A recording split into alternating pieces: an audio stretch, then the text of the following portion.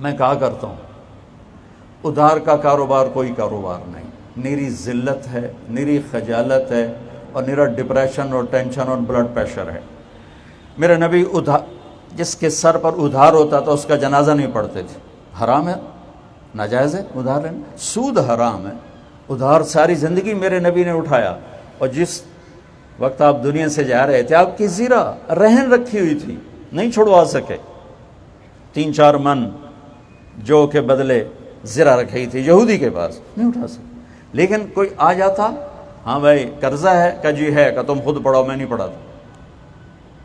کوئی گناہ کبیرہ ہے؟ کوئی کہتا جی میرے ذمے اس کا قرضہ، میرے ذمے کا، ٹھیک، پھر آپ پڑھاتے تھے۔ جب تک کوئی ذمے نہیں لیتا تھا آپ اس کا جنازہ نہیں پڑھاتے تھے۔ اور دنیا سے جاتے ہوئے آپ نے ہفتے کے دن ممبر پر تشریف فرما ہوئے اور کہا دیکھو لوگوں، ایک زمانہ گزار کے جا رہا ہوں، کسی کو تھپڑ مارا ہو، چھڑی ماری ہو، حق مارا ہو، زیادتی کی ہو، میں حاضر ہوں، بدلہ لے لو، آخرت میں میرے خلاف کوئی دعویٰ نہ کر۔ صحابہ نے رونا شروع کر دی، آپ اس کو دہراتے رہے، پھر اترے، نماز پڑھائی ظہر، پھر ممبر پر آ کر پھر اپنی بات کو دہرایا تو ایک صحابی کھڑے ہو گئے، یا رسول اللہ آپ نے میرے 3 روپے دینے ہیں، 3 درہم۔ آپ نے فرمایا ضرور دینے ہوں گے، ذرا مجھے یاد دلا دو، مجھے یاد نہیں آ رہے۔ تو انہوں نے عرض کی آپ کے پاس سائل آیا تھا تو آپ کے پاس تھے نہیں، تو آپ نے مجھے کہا تیرے پاس ہیں تو دے دے، میں تمہیں بعد میں دے دوں گا۔ کہا ہاں یاد آ گیا۔ تو آپ کے چچا کے بیٹے فضل سامنے تھے، فضل بن عباس کا، میرے بھائی فضل یہ میرا قرضہ تو اپنے ذمہ لیتا ہے؟ ہاں جی میں لیتا ہوں، میرے ذمہ۔ جن کے ہاتھ میں جنت کی چابی پکڑا دی، جن کے ہاتھ میں اپنا جھنڈا پکڑا دیا قیامت کے دن، جن کے لیے مقام محمود سجا دیا، جن کے آنسو پوچھنے کے لیے جبریل کو ہزاروں دفعہ اترنا پڑا، جن کی آہوں اور فریادوں پر عرش کے کنگرے کانپ گئے، اور جن کو زمین کی پستیوں سے اٹھا کر قاب قوسین تک پہنچایا، 7 آسمان کے دروازے کھولے، سارے انبیاء فرشتوں کو آپ کی زیارت دیدار استقبال کے لیے کھڑا فرمایا، سدرۃ المنتہا پہ جبریل کے بھی کہا جی میرے کو لگا نہ پاسپورٹ ہے نہ ویزا، میں تو گیا تو میں تو سڑ جاؤں ہے۔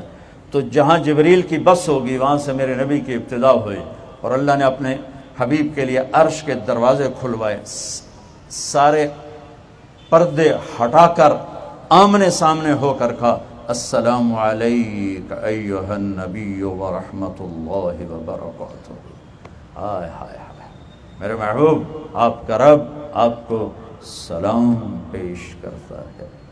اور 3 روپے کوئی نہیں تھے دنیا سے جاتے ہوئے قرضہ ادا کرنے کے لیے، اور آپ اپنے بھائی فضل سے کہہ رہے ہیں تم دے دو گے میرا قرضہ؟ کہاں جی میں دے دوں گا، بس اب ٹھیک ہے، اب میں مطمئن ہوں۔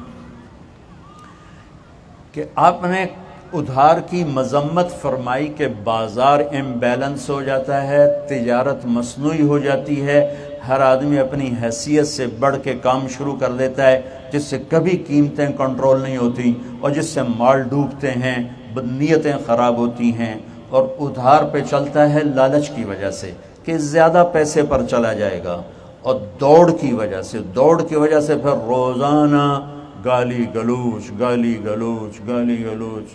ایک آپ بڑے تاجر تھے، میں ان کے گاڑی میں تھا، تو فون آیا تو ایک دم ماں بہن کی گالیاں دینی شروع کر دی۔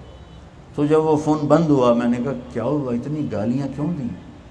کہنے لگا 3 لاکھ روپے دیونا تے دیندا نہیں پیا۔ میں کہا تیرے 3 لاکھ جو ہے نا یہ بہت تھوڑے ہیں، اور جو تو نے ماں بہن کی گالیاں نکالی ہیں نا یہ تیرا بہت بڑا نقصان۔ تو ایڈا بڑا تاجر ہے، 3 لاکھ نال تو تیرا مسئلہ ہی کوئی نہیں، لیکن یہ ماں بہن کی گالیوں سے تو نے اپنی آخرت بھی برباد کر دی، اپنی دنیا بھی برباد کر دی۔ کہ بیت اللہ کو توڑنا چھوٹا جرم ہے، اور کسی مسلمان کو ماں بہن کی گالی دینا بڑا جرم۔ تو میں کہا کرتا ہوں آپ حضرات سے، میں یہ نہیں کہہ رہا ہوں کہ ادھار بند کر دو، میں یہ کہہ رہا ہوں ادھار دینا ہے تو دو، پھر گالیاں نہ دو، پھر گریبان نہ پکڑو، پھر عزتیں نہ اچھالو، پھر پگڑیاں نہ اچھالو۔ میں کہوں گا کہ ادھار سے نکل کر بازار کو نقد پہ لاؤ، تو سچائی بھی آسان ہے، دیانتداری بھی آسان ہے۔